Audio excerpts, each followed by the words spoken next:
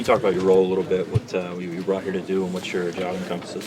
I think my role here is to help us recruit, the best classes in the country. So our coaches have the best chance to win on Saturdays.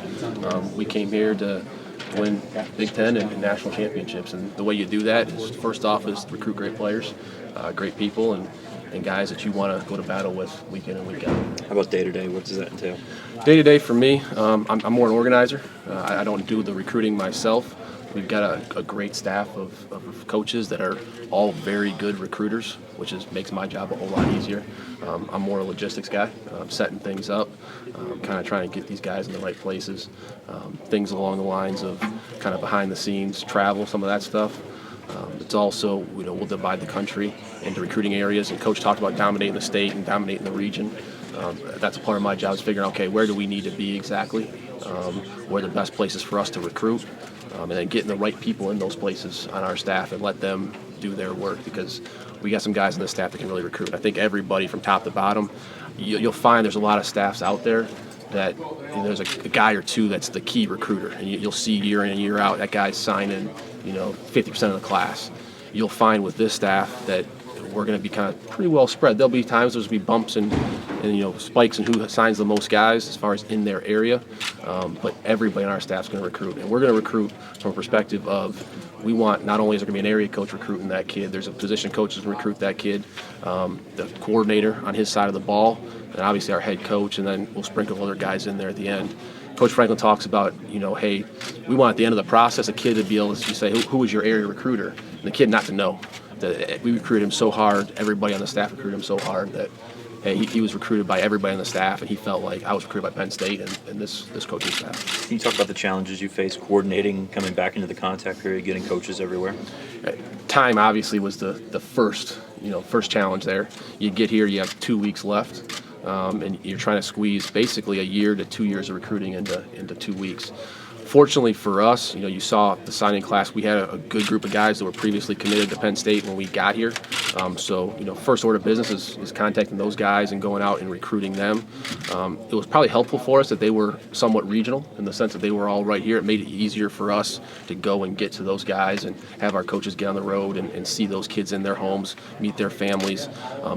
Because they were the kids probably that we had the least relationships with initially in the process. There were some guys that we had recruited previously. And then the next wave was the guys that we had as a staff had relationships with elsewhere. And that's kind of a little bit further away, and it was kind of, hey, go back to those guys. Obviously, we're in a different shirt now, and we're in a different place, and sell them on why Penn State is the right place for them and why Penn State with this staff is the right place for them. When did you arrive? Shoot, I couldn't even tell you. I've been here. I don't have a car here. I flew into town.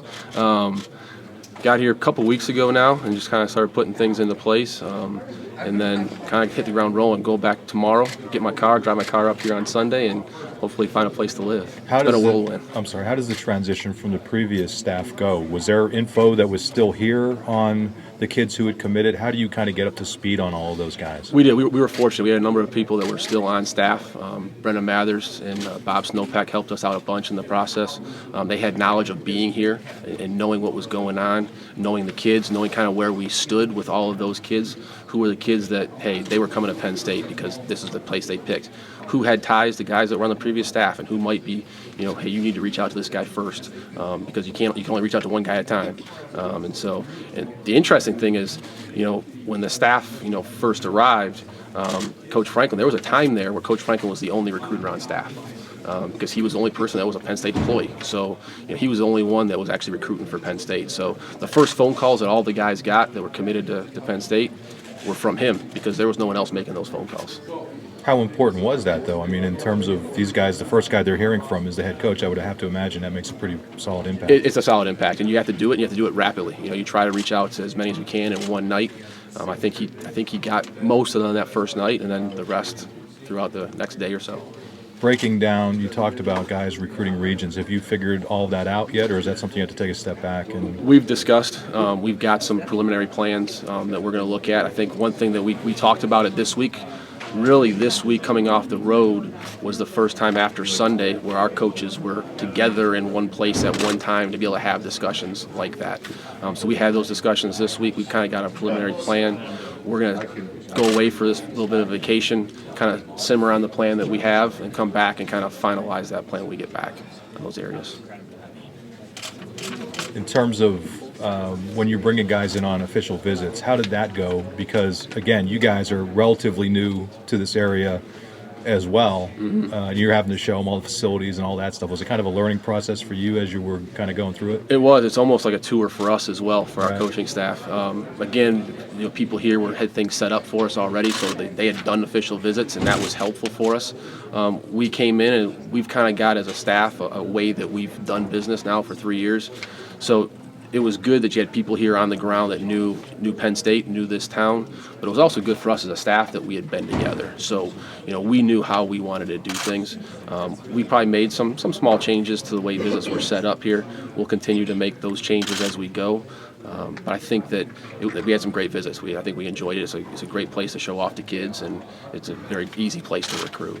Can you tell us about your background? I'm trying to process all the different coaches and new administrators, but was there a time when you weren't in football? That you were doing some other There stuff? was. Actually, when I graduated from college, Okay. I went back, grew up in Michigan, went back to Michigan, worked for an engineering firm for 4 years.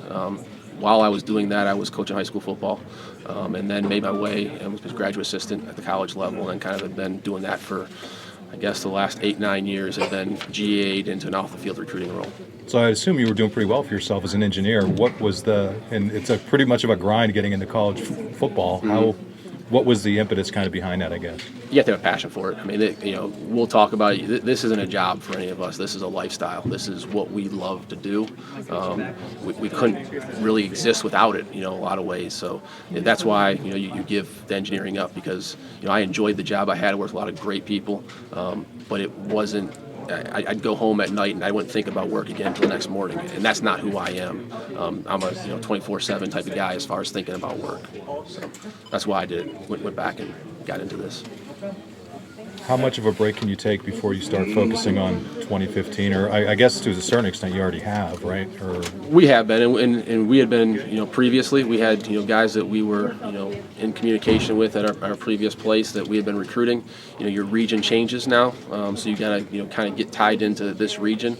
We've already been doing that. We had a number of juniors call in today to talk to our coaching staff that were, national, but also from this region, to kind of start building those relationships. There's no real days off in recruiting. You're going to recruit 365 days a year. And so as far as, there'll be a little bit of relaxation for us because we'll be away and we won't be in the office doing it, but there'll still be recruiting going on the next 4 days when we're on vacation. You mentioned the class of 2015. Is there any of those guys, like former Vanderbilt commits that you guys ended up bringing in for this class? Have you guys been in contact with some of those guys before? Previous staffs and whatnot. The guys that are in this current class we just signed, or the guys in the 15? 2015. We've been in contact with the guys we were in contact with today in the last few days. In terms of commitments at Vanderbilt, that's not here nor there.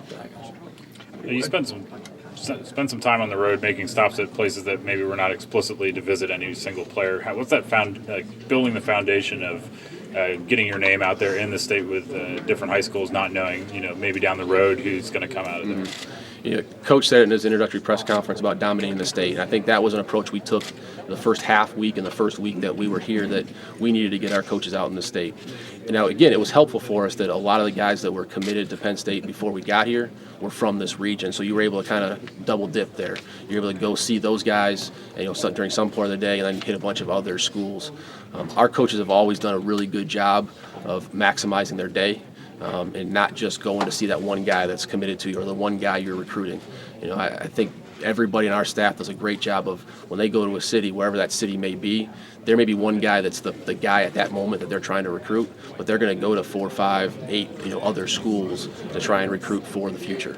And we need to do that in this state in particular and in this region. How careful do you have to be these days, and what you promise kids and what you talk about? I think you have to be honest with them. And if you're honest with them from the start to the finish, you don't have to worry about what you promise. I don't think we're too much in the business of promising. We'll promise an opportunity, but after that, they're going to have to come here and earn it.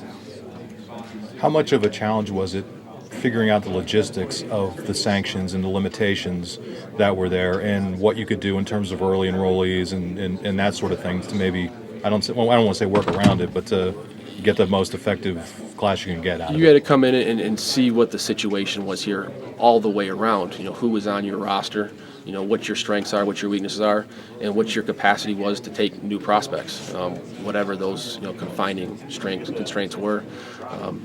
For us, we hit the ground out. Those are some of the questions we had to ask when we first got here. Who on the roster? We haven't watched these guys play in college. We never played Penn State.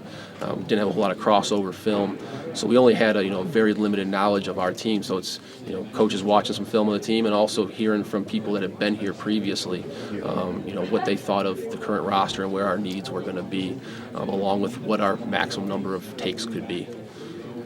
Thanks.